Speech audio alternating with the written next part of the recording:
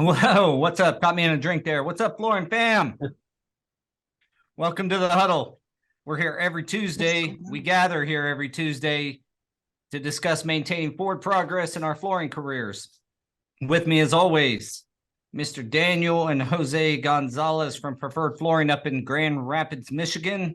Your go-to flooring pros there in the north central part of the United States. We got Daniel in the office and Jose in a truck, which should not surprise anybody. Sorry, guys. I pretty much live in here, have extra clothes. I really do have extra clothes and everything in here. Well, today we're going to be discussing how to price competitively while maintaining your profitability. Excuse me. This is, kind of standard concepts that can apply to both installers and flooring companies. But the best method to ensure your profitability is cost plus. Make sure that you gather all your costs and then you add a markup to that covers your overhead and profit. That's pretty standard for flooring companies. From an installer standpoint, I think the first step, you guys can tell me your thoughts here, but first step is know what your costs are. Like so many installers, I think we talked about this in a previous episode as well. Like so many guys don't know what their true costs are. Would you guys agree? Is that? Yeah, run into it all the time where you talk to the guys and they're like, I made enough money for today. And then you start talking about the numbers and it's like, you really didn't make anything today. Yeah. So what are some things that the installer should consider when they're like trying to figure out what their because what I did was try to figure out what my per day cost was. And there's always a variable in there from how far I have to drive to the job site or whatever. But standard variable, this is how much it costs me to go to a job, regardless of what I'm doing there, to go to a job for an 8-hour day. That's how I looked at it when I was subbing. What do you guys think? Yeah, that's a pretty good way to look at it. Yeah. But I think there's so much loss in translation there, especially when they don't know how to keep track of things and all they do is throw all the receipts in a box and then wait till someone asks for it.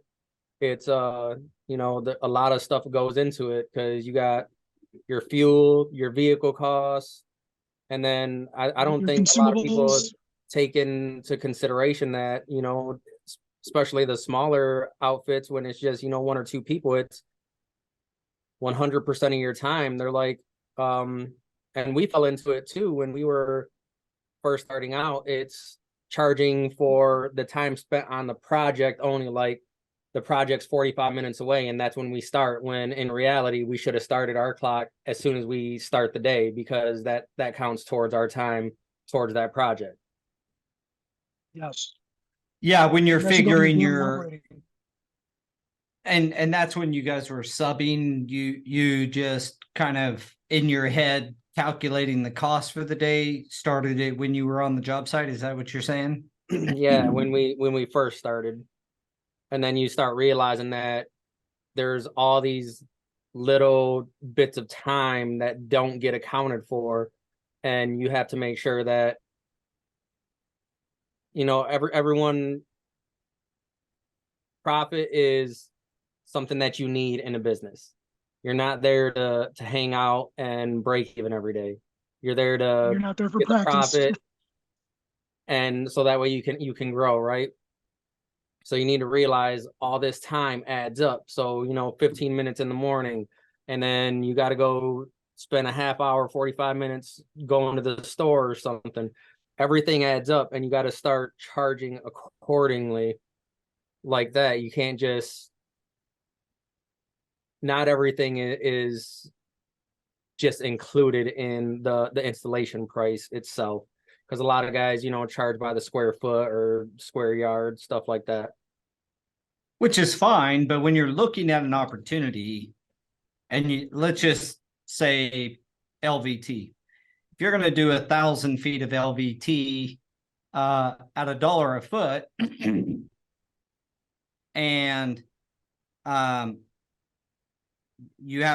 it's you and one guy, you want to look at the project, at least at the drawings or something, and kind of understand the layout and how difficult the install may be. So those things impact your production. And then you have your regular costs. What's your help going to cost for a day with burden, and burden being insurance and taxes and stuff. And then what's it cost just per mile for you to start your vehicle? Or if you, what I'd always do is just look at it like anywhere in Wichita I can go be at the job and work for 8 hours, and I need to make a minimum of $400 or whatever it was. Then I had a helper, I need to make 600 for that day or whatever. So some of the costs that you need to be considering as an installer, and I know this seems elementary, but if you're watching this thinking it's elementary, you'd be surprised at how many people do not even think it through this far. They just start doing work and hope at the end of the day that they're making money until they figure out they're not. And so it's one of those things where what are you using throughout the day as well, right? Like the consumables was the one thing that was overlooked on our part for a long time, where we would go and buy supplies that would last us a week, 2 weeks, a month. And, we'd spend a couple $1,000s on supplies, very minimal supplies, like not even equipment, just supplies to like accessories for our equipment, $2,000. So you're talking like, just to be super clear, you're talking like blades for your carpet knives, blades for your utility knives, blades for your scrapers. Yep. That kind of consumable items. Yeah, your consumables. Notches are the big thing right now. Yeah, notches. What made us start realizing the amount of money that we weren't accounting for is once we started getting more into grinding everything during or before we prep. The segments for grinders and the heads and the wheels and accessories, all that stuff is pretty expensive. I mean, diamonds are expensive, guys. Yeah. Just ask your wife or your girlfriend. Well, they don't know. You buy them for them anyways. Oh, they picked it out. They knew what they wanted. Okay, yeah. So that's the stuff that I would, what I would just as an idea, and what I did, my hard costs, what I just took for Paul Stewart to jump in his van and drive to a job pretty much anywhere in Wichita and spend 8 hours there. I had that figure that I knew. Now, you got to forgive me. It's been 25 years ago, but 22, 23 years ago, maybe something like that. But the daily figure. Then you had your production costs, or your costs that are associated with the production of the work. And if it's trials and those types of deals, I'd figure, an additional cost. And I'd figure $10 a trial back then. I honestly don't even know what a good trial costs at this moment, but I'd figure $10 a trial or a blade and, any other specific things I needed. And if you have a big piece of equipment, whether it's a demo machine or a heat welder or those things, you got to be thinking about the maintenance on that even. And so if you take on a job and the money's good enough on a per square foot basis to cover everything, that's fine. I'm not telling you have to change the way you price your services. I'm saying consider the cost and look at, if you do 1,000 feet, and in the example I was given at $1 a foot, you're seeing the $1,000. Like you should automatically just deduct the 300, the 200 for this, the 100 for that, the $50 for this sundry and scraper blades. And then boom, now you're at a more realistic like profit margin, so to speak. Right. Right. And ideally you want to pay yourself, pay your installer, your helper or your partner or whoever's working with you, pay your hard costs and still have some money left over. That's called profit. You don't take, so many guys just look at like, how much am I paying my guy and then the rest is my profit. That's not Yeah. profit. No. Right? Not even Someone's close. got to be paid to install it, whether it's you paying yourself to go install it or you pay another installer to go install it. You have costs. So almost look at it like, what would it cost me as an installer to have Daniel Gonzalez go do my job? And if that's going to cost me, XYZ, then, and Daniel gets paid, and you just figure in your head, okay, if I pay Daniel $40 an hour to go do this job, how much is it going to cost me if I can get it done in 8 hours? And these are all real, hypotheticals. But the point here is, regardless of whether you yourself are installing or someone else, if you take on a project, you want to understand that true profit is after you've paid yourself something, you're paid your help, paid your bills, your taxes, insurance, that kind of thing. You should know that rate on a daily basis. So if you pay $1,000 a year, do the math on how much that costs you a day, right? It's about $3 a day or so that it costs you to be insured. And so kind of have those figures in your head, and anything after those things are paid, that's profit. And if you're labor only, you may not have a ton of profit, but you still should aim for some level of profit. Always aiming for profit. 100%. And you'll what's the name of that book that Kyle Redeem Profit first. was it Profit First? Yes. I mean, that's a good listen, a good read. What's the premise there? Other than what the title is very clear about. Yeah, so it's setting up different bank accounts for, like operating costs, and like 4 or 5 different bank accounts, but it's factoring in how much profit you're making at the beginning of the project and taking that out right off the top, putting it in its own account. That way you're only left to pay yourself with what you were supposed to be paying out anyways. So essentially budgeting, project budgeting, just using bank accounts to make it right. easier. I think it was written when bank accounts were free and you can have like 10 bank accounts and not have to pay a bunch of stuff. Yeah. Probably, but in the title itself, it helps you track and understand where you're going wrong. Look at things a little bit closer. All right, Jose, we're gonna We're losing you. have to keep going because you got a smiley face and a crackly voice, and it's frozen that way. So as this week's topic, when we're talking about the elephant in the room, is you still have to be competitive. You still have to win the work. Now, I would personally love it if we would change the entire way we bid work in America and just make it the closest to the average. I think I brought this up before, but I talked to a GC that was from Europe. It's been several years ago, and the way that he described it over there was they get all the bids in, they assemble them, come up with the average, and then whichever contractor closest to the average wins the job, not the low guy. Whoever's closest to the average by a percentage basis. And he said that you could be closest on the high side and still win the job from the guy, then the second closest that's on the low side. Wouldn't that be freaking awesome? Then you're bidding jobs to do them right. And then the installers it would change the whole dynamic. We can't get our capitalist mindset, the way we look at money here in America, like cheap, to go that direction, I don't think, but it would be great. That being said, here we have to win the job by being either superior service where they want to work with you regardless of you being higher, and that's the best place to be, or you're the low number.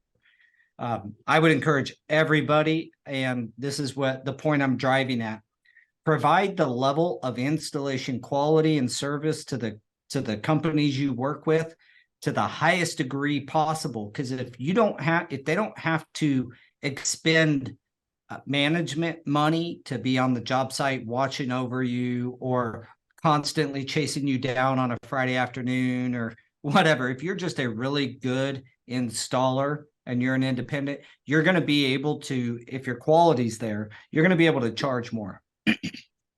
I know for a fact we have guys that, in a way have you over a barrel as a company because they're so damn good that, they make a little bit more money than anybody else because you don't have to worry about them. So get to that point where you're not being used by a flooring company because they have to fill a body on a job site, but you're being used because you were chosen.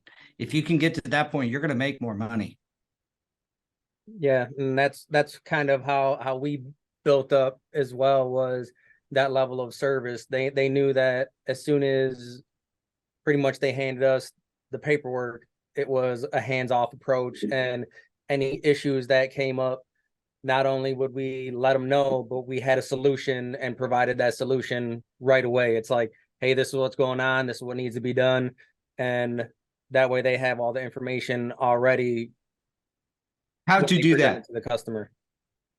So how'd you come up with solutions? Constantly learning about our craft. It's a lot of it has had to deal with, because we've seen, like, when we were doing a bunch of dorm rooms and stuff on Gypcrete, and then you see a bunch of guys going in there and they don't know that you have to prime the Gypcrete before you start patching with a cement-based patch. So it's like simple stuff like that. And or just the whole moisture thing. Moisture is everywhere, and moisture issues everywhere, right? So it's knowing the signs for the moisture before you proceed with anything, so that way you're like, look, this is moisture, we can test and whatever, but I guarantee this is what's happening, this is how we can fix it. That way they have the problem and the solution before they don't even have to come set foot back on the job site. Everybody likes solutions when they hear about a problem, right? We've read a lot of personal development books between the three of us, and a lot of them will either tell you that outright or there's a feel of that, right? Like, don't just come say, oh, this floor's messed up, that's it. Like, why and what solution do you in the field think is the best? And that's how you're able to grow into a company like what you guys have done, is because you become a solutions provider. And it only comes from, watch every episode of The Huddle, and I'll almost guarantee you won't find very many that we're not telling you to get educated and be trained and learn the products and know what you're installing. Like, it's not the company's job to make sure you understand all that. Actually, it is the company's job, but it's just as much your job as it is the company's job to make sure that you understand how it's supposed to be installed. And then if you step in the first position, meaning you become a flooring company like you guys, well, now it is you're in first spot. It's right. Darn sure not the owner's job to know this. It's your job. So being educated, again, it goes back to embrace education, embrace training, embrace the workshops and the product demos and things like that are available to everybody. Go to that stuff. It does seem like a lot of the different training entity events, if you look at them on social, there's more and more people. That's very encouraging. I love seeing that. I hope that everybody learns to become a professional themselves, so that when you do have a problem on a job site, you're able to provide that solution. That puts you in a position where companies want to use you instead of somebody else, even if you're more expensive. Right. Now, you guys experienced that, didn't you? We did. We did. Can you guys hear me better now that I turned off my video? Yeah. Yeah, we did experience that, and we constantly experience it. And and I wanted to add, I just didn't know if you guys could hear me, but I wanted to add to what Daniel was saying too. And it was coming behind other installers or other installers or failed installations that helped us come up with solutions. And it wasn't, we didn't always have certifications and a bunch of formal training. It was just a lot of scenarios that we've hit. But gaining that knowledge and the additional training and education classes help us have foresight. And that is what I feel it brings value to the table. Even from the labor only standpoint, is the foresight to be preventative, ask the right questions when you're sitting down and at the table with everyone, trying to figure out how to move forward, how to price it. So the key is like the first, as it applies to this topic, the first suggestion I have is make yourself more valuable. Yeah. Find the ways to make yourself more valuable so that you don't have to be low all the time. Right. And I watched the video. It was not about, the flooring industry. It was about, I think it was more geared towards IT. They were talking to like some kids that wanted to be in IT in high school, and then or something like that. And then the difference in the amount of money you can make if you go to college versus if you don't, and how companies look at just, your degrees, and you're automatically worth that much more. And it's kind of like that in the flooring industry too. I mean, not as far as, titles and stuff, but your education in general, because the more educated you are, the more solutions you have to the problems that are popping up as they come up, instead of having to do trial and error and just ignoring it, thinking that it's never going to come back to bite you. Yeah. And, for the trades or the jobs out there that require college, like an IT thing, or things that you can learn in college and shortcut your experience. I know there's a big assault on education in America. I don't agree with it. I don't think that you shouldn't send your kids to college. I think if they're going to go into a field where going to college helps them shortcut their years of experience and they can go in making more money, then that's a valuable thing. I think what we need to do is don't send your kids to be a psychology major and then they get into some other trade or something, or they take a liberal arts degree that provides no value to them later. But outside that, education is essential in most of this. Like Jose, you just said that, a lot of this you learned from experience, but had you taken education first, some of those pitfalls could have been avoided. I know it's certainly true for me, because I started same way that I'm preaching against, which is, just going and trying to do stuff that I had no business doing. But it caused a lot of pain to my clients and myself because I didn't have any right doing it. I wasn't trained properly. Did I learn over time? Yeah. And then I did go get my certifications and my trainings. But the point here is, like, if you can make yourself more valuable to the marketplace, like Daniel was just talking about in IT, it's the same thing. It's just a different way of getting that education. And then you can prove that you are that solutions provider. So making yourself more valuable is kind of step one to winning jobs in a competitive market. I also know that part of being more valuable is being able to be depended upon. And so, being a man or a woman of your word, if you say you're going to be there on that day, be in there on that day, or high level of communication. All these things can help you be better than other. And look, I'm not saying anything bad about installers, but the bar is not that high. Like if you communicate well, you show up when you say you're going to show up. And if you can't, you give the company or whoever you're working with plenty of notice that you're not going to be able to start on that day, but maybe you start the next morning. Getting that call, 3 days ahead of time is much better than getting that call the morning of. And Yeah, 100%.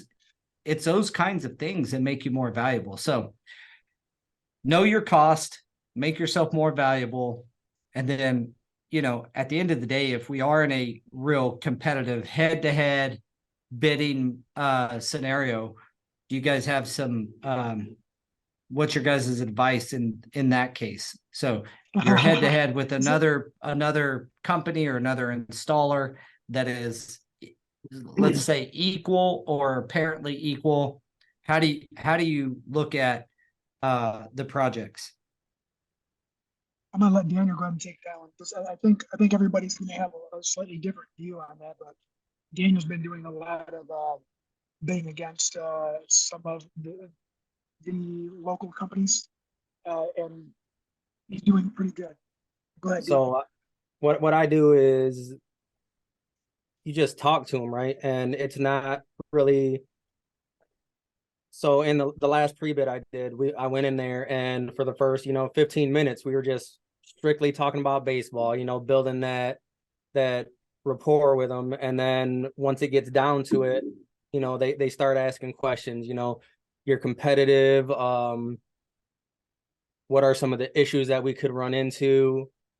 And I just get really, really in depth on the technical side of things, as far as things that they may not know.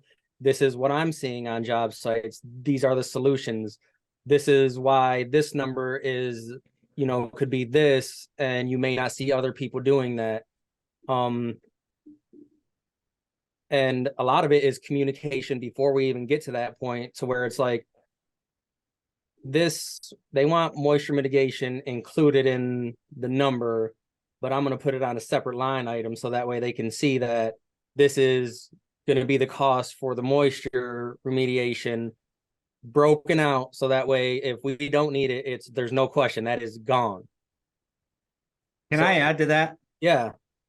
It also ensures that if your mitigation price, we literally won a job over this, but if your mitigation price is $50,000 and your competitor's low by 60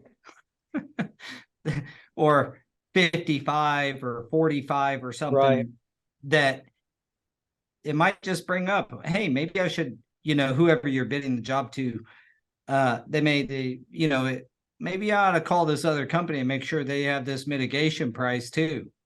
Right. So it can save you there. So that's what I'm doing. And I deal with a lot of the same things.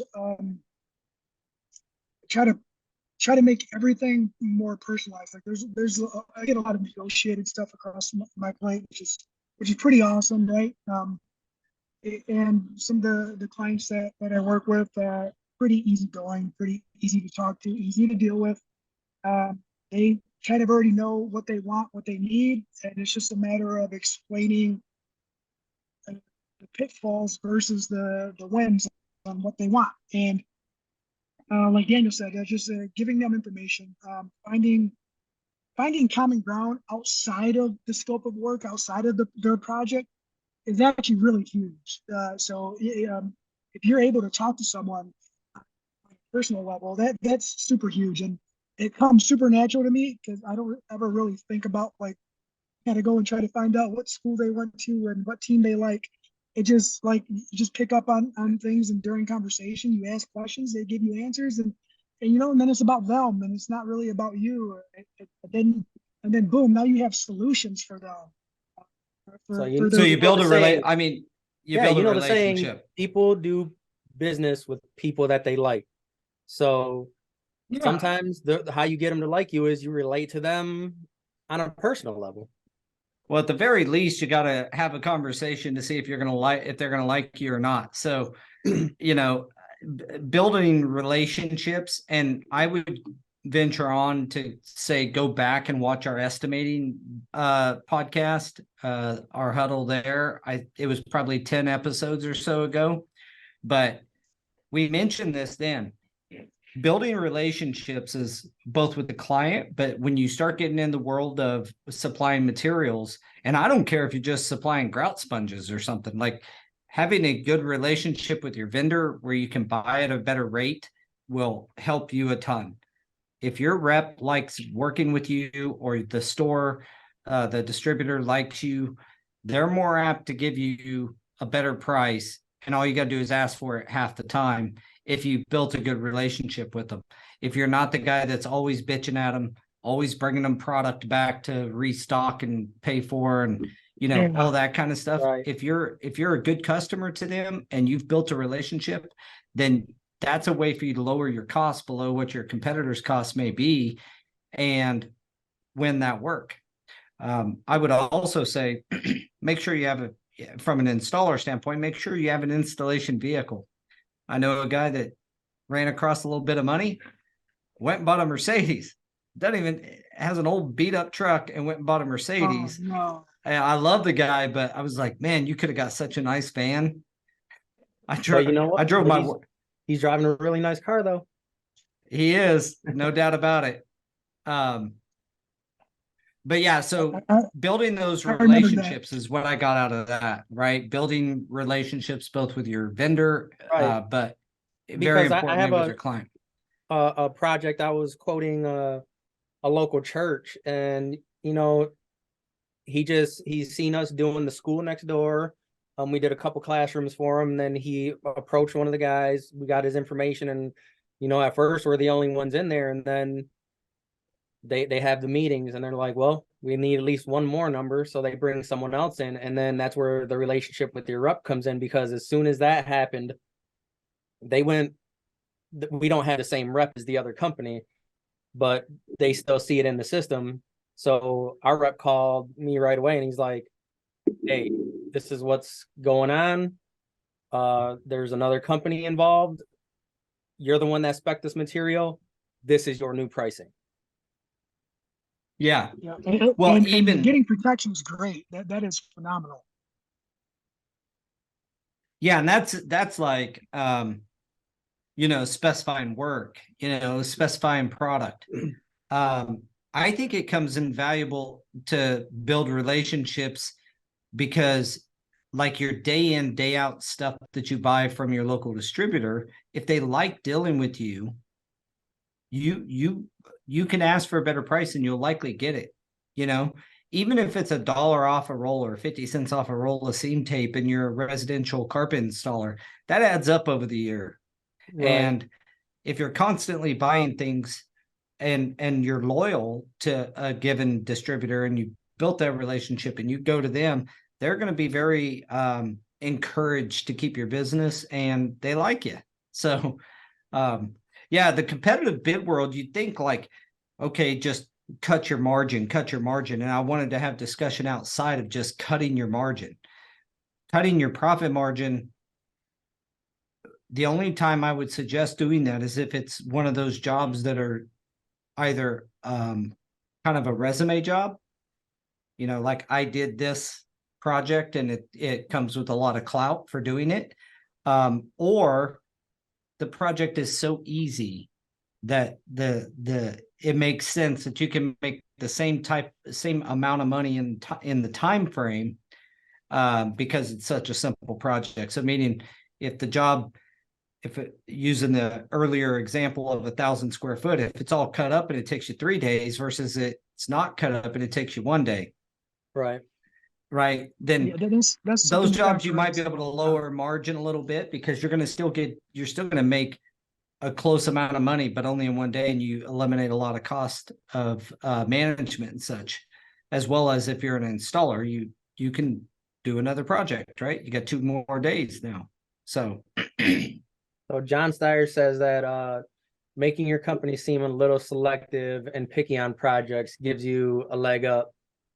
So he's saying that potential clients, let them know that they have to schedule with you, because he's looking at like doctors and other professionals sometimes, you know, it takes months in order to get in there to get an appointment. So it's make them want you more.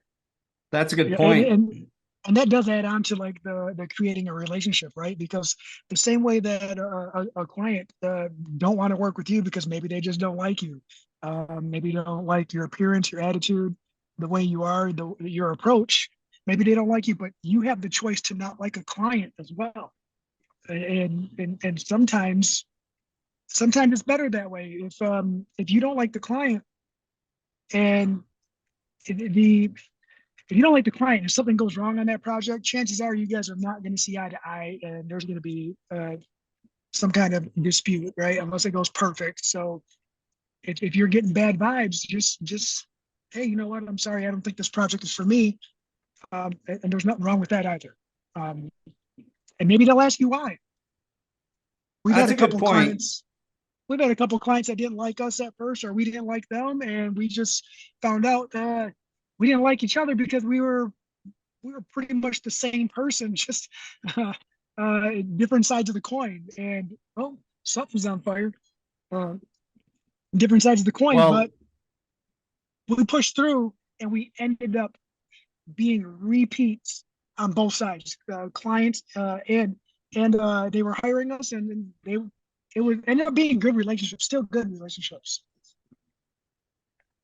yeah, I think it speaks to building relationships, but all, I took it as like being exclusive, which to me kind of also goes into the final point, which is building some type of a brand for yourself. So many installers, like I'm not huge on social media either, but building some type of a reputation or a brand about yourself, even if it's outside of social media. I mean, I do a ton of consulting with architects, even general contractors, about what the right flooring to put in a particular facility under a particular use case is, because I've gotten the reputation of being a researcher and having a ton of experience on flooring that performs well in different aspects. You know, I've told the story, and this is probably the project. This is really the project that led me to understand the importance of this. Is we did a natural stone, a limestone, in a Class A office building with a ton of people in it, in the main lobby, and the tiles started to crack in different spots, and it's like the softest stone you could put down in the main lobby of a really busy building. And it didn't crack all over, but it just, you know, cracks would come here and there, and it had some natural veining and different things going along with it. The point being is, really, we should have put porcelain tile that looked like that in the lobby, and then they would have never had a problem. And so just making sure you're putting the right product in the right spot. But that came from a reputation that I had built through the years of experience. And as an installer, you can get the reputation of being like we have guys that are just known for being very particular about how things get done, and they just won't vary from it. And they typically have the best quality. And so there's always a trade-off. They can kind of be more demanding, that type of installer, but I would rather that than a guy that's easier to work with and doesn't have the level of quality and execution. We've been called crybabies a few times, but it's okay. I'm with you. Yeah, it's okay, but some people say crybabies. I like what you said is particular, right? And it's just we've been down the road of failure, doing it the way others have priced it out or wanted us to do it, because they just have a lack of knowledge on certain things, and we didn't, and we exercise that muscle quite a bit. And I know that they don't like to hear it from anybody, right? Like sometimes we have to swallow that hard pill, but I've it's heard just it a 100 matter. times, like, you guys, And I'm like, you guys, are you talking about flooring guys? You guys always, oh, I'm sorry. We need windows and an HVAC system running. Right, And we're a exactly. crime. What do you You mean you know, need and this it's slab just, to be a certain temperature? Who thought? it's, our best, we've always had the client's best interest on the forefront of anything that we were doing. And not only that is right after the client's best interest is our workmanship. How long is this going to last? Is this going to be a good investment for them? How can I make this a better investment for them? And and maybe that's just the way we grew up, growing up trying to make, toys from the dollar store last, because you knew you couldn't go back and do it again, makes you take Well, a it's just whole different caring. I angle. mean, it's just caring about your client, which goes all into this whole conversation, which is how do you win bids competitively and still stay profitable? Well, I'll tell you, you're going to take some jobs that are maybe less margin as an installer or as a company. But at the end of the day, that cannot be your go-to way of getting work. It cannot always be, we have to be the low bid. If you have to be low bid all the time, you are just the market, like your competitors are setting your pricing. That's how I look at it. Like, Yes. I'm not doing a very good job of building my reputation as a company or building our brand out or making sure our quality is good if I always have to be low. If that's the market, if that's where you're at, then you need to start looking at some of these soft skills on how to improve your ability to ask for more money and building relationships so you can ask your vendors to give less money and open up that gap between cost and revenue, and in between there's your profit. So So I think it was last week, I was at an event at a local construction company that the chamber put on, and I met a guy from a construction company we've never worked before, and he actually called me earlier today, and that's kind of one of the conversations we had. And he's like, what are our strengths, stuff like that. And he was like, what about multifamily? I said, man, multifamily has, historically been a race to the bottom. And he was like, okay, well, where do you think that, your pricing would be? And I said, I can't really say where my pricing would be, because on something like that, trying to win a bid, because my price is my price, regardless of where I'm going to be installing it. So that pretty much puts me out of contention right away. So I'm not going to lower my price to try and win a project, knowing that it's going to take just as much work as all these other ones. And then he kind of shifted the conversation, and we started talking about healthcare and how I started talking about resilient and the flash and stuff that we do. And he's like, so you guys are in a pretty niche market then. And so it was, building it up to that point to where we know what we're worth, and we're not going to veer away from that just to try and win a project with someone, especially with someone that we've never done business before. yeah, well, I mean, that's a hard one. The multifamily stuff, when installers will quit installing LVT I've heard prices from 45 cents to 55 cents for multifamily stuff. That's why we very rarely do it. When we do it, it's probably because I talked to the architect early on and I specified the product. If we get a multifamily build job, other than that, it's so big in our area that it's only me and one other company that can actually pull it off. And so it's just me versus them. But man, I tell you what, that multifamily, I wish installers would just quit, or start to help companies raise the price on those things, because they're so cheap. I hate to see installers working their tail off for 45 cents a foot.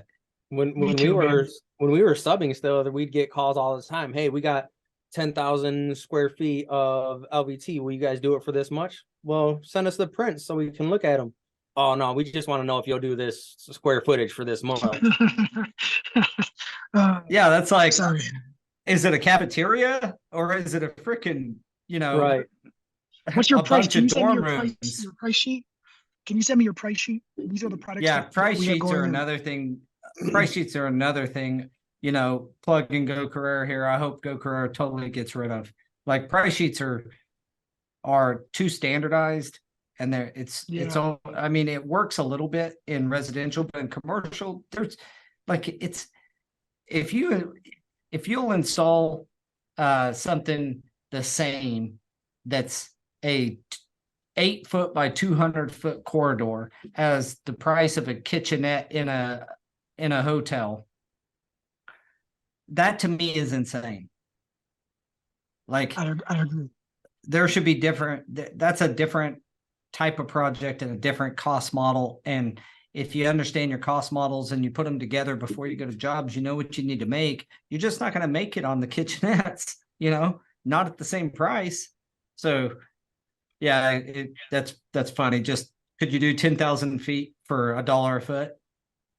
Yeah, if it's one room and the slab's in great shape, maybe, or $2 a foot, whatever the market calls for. But well, I don't want to drag it on longer than it needs to be, because we have other episodes that deal with the specifics of estimating and bidding and kind of some of this stuff. But I think it's important to understand that it's not a race to the bottom on your profit margin. You can still be competitively low and make money, but you better be bringing in some of that work that Jose was talking about, which is that negotiated work.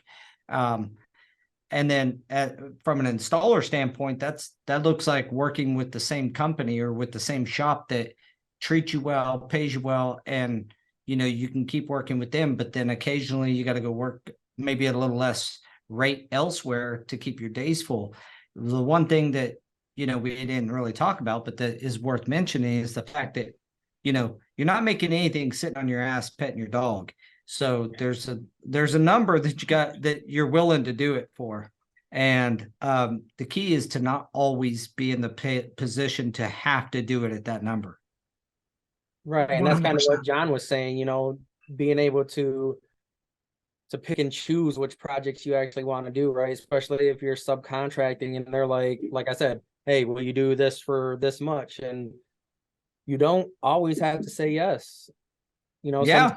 Sometimes it's you'll make more money not doing that job. That's why that's one of the core pieces of why Go Career exists. You look at it, you got the drawings, you got the costs, everything, or the pricings, everything's there. Simply decline it if you don't want to do it, or negotiate the job. And at the end of the day, just doing it, like you said, being a little bit more, or like John said, being a little more exclusive and a little more picky about doing jobs that best suit. And I would always encourage, like, pick the ones that best suit your skill set, because then you're going to shine almost naturally. It's right there in your skill set. You're knocking it out of the pet. Yeah. All right, gentlemen. Well, we have creeped up on an hour already. I will close this out with any final thoughts from you, Mr. Daniel. Kind of what we were saying, man. Like, I always end like the post bids, or anytime I go to talk to someone, it's always, regardless of what happens, information is, always free. If you ever have any questions, definitely feel free to give us a call. And we've gotten, some people that actually really do call back, and you just have to be that resource for them. And they could come back in the future, for future projects. Yeah, relationships outlive projects. You might get another, that project's going to come and go, but that relationship, if you build it, you're going to have other opportunities. That's great. Yes, 100%. How about you, Jose? Final thoughts, sir? Final thoughts, and I'm going to go back to my roots, and this is a shout out to all of the guys who operate on a labor only basis. Do yourselves a favor. Take the next 30 days, take 1 month. It doesn't have to be your busiest month, and just start writing down the amount of money on stuff that you're buying and what you're using on a job. Even if it's only a week, whatever. Just take a month, break it down per week, find out what it costs you per week, start looking at your rates and see how much money you're actually giving away or leaving on the table because you don't have that calculated. Just do yourself a favor, and it's a really simple thing to do. Just do yourself a favor, get that number, look at your rates, and you'll start to see your breakdown on profitability on the labor side. That's just the best thing you can do if you're labor only right now. Agreed. I will add to that with my final thoughts of look at it as profit per effort, not always profit. Like on the other side, I've had plenty of guys give up awesome projects where they'd have made, because we know them, we know what, they've done work for before, and the price per foot wasn't there, but the job layout and the material, just everything, all the other intangibles were so perfect that they would have made a real killing on it. So look at the job, compare your skills, and look at the profit per effort. In a 8-10 hour day, are you all bills paid? Can you make a lot more money on a job that pays a little bit less from a square foot price?